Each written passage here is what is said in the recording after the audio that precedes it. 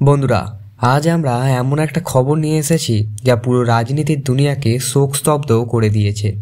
কল্পনাও করতে পারছেন না যে লোকসভা ভোটের মাঝে একের পর এক আসন চুরি হয়ে যেতে পারে। হাতে নাতে ধরা পড়ছেন তোলামুলি ভোট চুরি। হ্যাঁ, আপনি ঠিকই শুনছেন। অন্তত 100টি আসন যে ইতিমধ্যে এগিয়েছিল, সেই আসনগুলো একেবারে ভোগে গেছে পিসিমণির হাতে। আর আমি আপনাদের বলতে চাই, এই ঘটনার পরিণতি শুধু রাজনীতির জন্য নয়, পুরো সাধারণ মানুষের জন্যই ভয়ানক।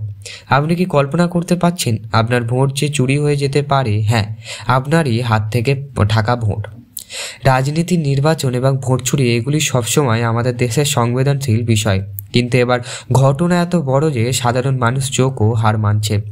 বঙ্গের রাজনীতি আমরা দেখেছি, আগে অনেক নির্বাচনে ছোটোখাটো অস্বচ্ছতাও ঘটেছে, কিন্তু এইবার যা ঘটেছে সেটা একেবারে হাতে নাতে ধরা পড়ল মতন। লোকসভা ভোট যে দলগুলি এগিয়েছিল, বিশেষ করে পিসিমণি, তাদের কমপক্ষে 100টি আসন একেবারে হাওয়া হয়ে গেল। আপনি ভাবছেন এটা কি শুধুই রিপোর্টের কাগজ? না, একটি বাস্তব। এখন ভাবছেন, ওরে বাবা, ভোটের সাথে খেলাধুলা কিভাবে সম্ভব? বন্ধুরা, রাজনীতি কখনো সাধারণ খেলার মতন নয়। সূত্র অনুযায়ী ভোট চুরি অনেক জটিলভাবে পরিকল্পিত হয়েছিল। প্রথম ধাপ ছিল ভোটার তালিকার ফাঁদ ফেলা, অবৈধ ভোটার যোগ, ডুপ্লিকেট ভোটার এবং অস্বচ্ছ পদ্ধতিতে ভোট কাটার সবকিছুই ঘটেছে।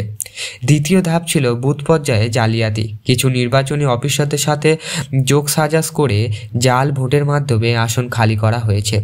এটা শুধু সংখ্যার খেলা নয়, এটা পুরো গণতন্ত্রের সঙ্গে ছিনিমিনি। প্রশ্ন হলো, এই ঘটনার পেছনে কে দায়ী? আপনি ভাবছেন এটি একদম নিখুঁত পরিকল্পনা ছিল। ঠিক আছে, আসুন দেখি এই নেতৃত্ব স্তরের যোগসাজাজ কেমন ছিল। পিসিমণির এই চমকপ্রদ জয় কেবল তাদের শক্তি নয়, বরং পুরো রাজ্যের জন্য হুমকিও বয়ে আনছে। যদি 100 আসন হঠাৎ ভোগে যায়, তাহলে রাজনৈতিক ভারসাম্য একেবারেই পাল্টে যেতে পারে। এটি শুধু নির্বাচনী প্রতিনিধিদের জন্য নয়, সাধারণ মানুষের জন্য অস্বস্তির প্রশ্ন। আপনার বিশ্বাস করেছিলেন যে এই ভোট যদি কার্যকর না হয়, তাহলে আমাদের গণতন্ত্র কি নিরাপদ? আচ্ছা ভাবুন তো, আমাদের ভোট যদি একদিন হঠাৎ কারোর জোট চুরি হয়ে যায়, তাহলে কি আমরা রাস্তায় দাঁড়িয়ে হাই ভোট চুরি চিৎকার করব?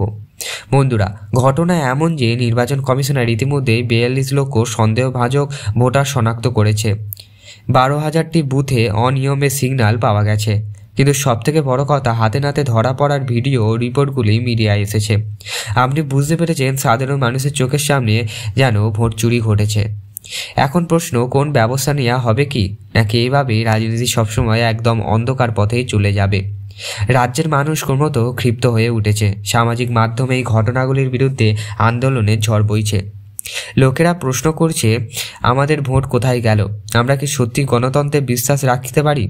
বন্ধুরা, ভয়ানক সত্য হলো, যদি আমরা শান্তি থাকি, ভোট চুরি আরও ঘনিয়ে যাবে। এটাই আমাদের সবাইকে সতর্ক হওয়ার জন্য বার্তা।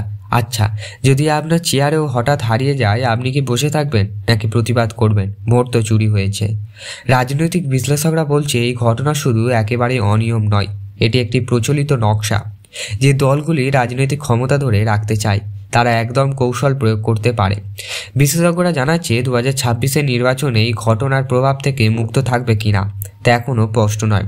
এবং বন্ধুদের জন্য সবথেকে বড় আতঙ্ক হলো, এই চুরি যদি সাধারণ নিয়মে পরিণত হয়, যদি সরকার যথাযথ ব্যবস্থা না নেয়, তাহলে আমরা দেখতে পারি ভবিষ্যতে আরও আসন চুরি, গণতন্ত্রের প্রতি মানুষের বিশ্বাসের অবনতি, রাজনৈতিক অস্থিতিশীলতা বলতে আমার ভুল হলো, ক্ষমা করবেন।